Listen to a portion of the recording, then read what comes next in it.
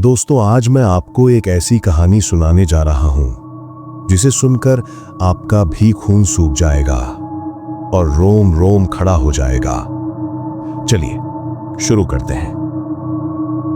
उड़ीसा के घने बेचैन कर देने वाले जंगलों के बीच बसता है छोटा सा चितरपुर गांव। दिन में ये गांव शांत रहता है, लेकिन रात होते ही मानो पूरा गांव अपनी सांसें रोक लेता है। गांव के बिल्कुल किनारे खड़ी है सदियों पुरानी काली और जर्जर राजबाड़ी, एक ऐसी हवेली जिसके अंदर से रात में किसी के रोने की आवाजें आती हैं। लोग कहते हैं इस हवेली में अनगिनत आत्माएं भटकती हैं और जो अंदर जाता है वो कभी वापस नहीं आता। लेकिन आदित्य वो अलग था। उसको हमेशा सच जानने की जिद रहती थी और उसी जिद ने उसे उस रात हवेली तक पहुंचा दिया।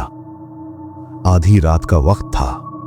चांद बादलों में छिपा हुआ था, जैसे खुद भी उस हवेली से डर रहा हो। आदित्य टॉर्च लेकर टूटे हुए दरवाजे के सामने खड़ा हुआ।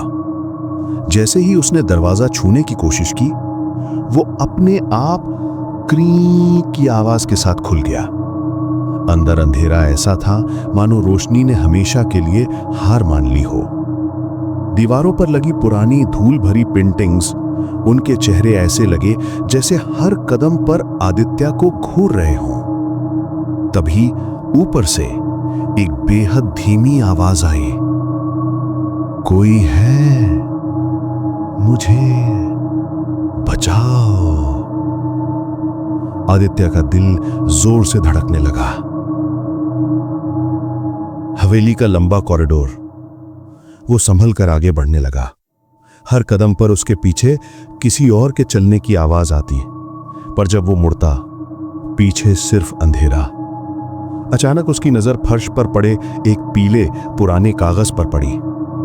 उस पर कांपते हुए शब्द लिखे थे, हम सब यहां कैद हैं, जो अंदर आता है वापस नहीं जाता। कॉरिडोर के बिल्कुल आखिरी छोर पर कुछ हिलता हुआ दिखाई दिया। एक सफेद साया, लंबे उलझे बाल और चेहरा।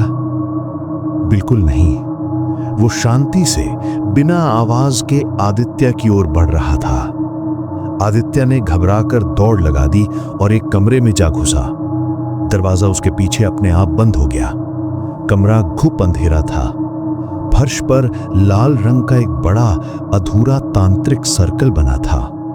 दीवार पर खून से लिखा था, महल की आत्माएं भूखी हैं। अगले ही पल दीवारें कांपने लगीं, फर्श थरथराने लगा, हवा में दर्द भरी चीखें गूंजने लगीं।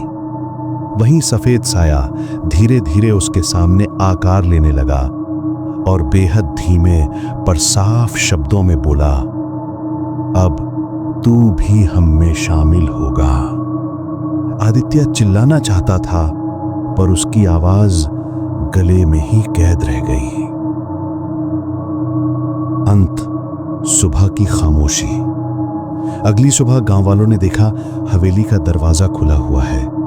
अंदर सिर्फ आदित्य की टॉर्च पड़ी थी, मिट्टी से ढकी, बंद पड़ी, और दीवार पर खून से एक नई लाइन लिखी थी, एक और आत्मा हवेली में समा गई। हवेली फिर से खामोश थी, पर उसकी दीवारों में कैद चीखें अब भी हवा में तैर रही थीं, और चितरपुर की वो हवेली अपने अगले मेहमान का इंतजार कर रही थी।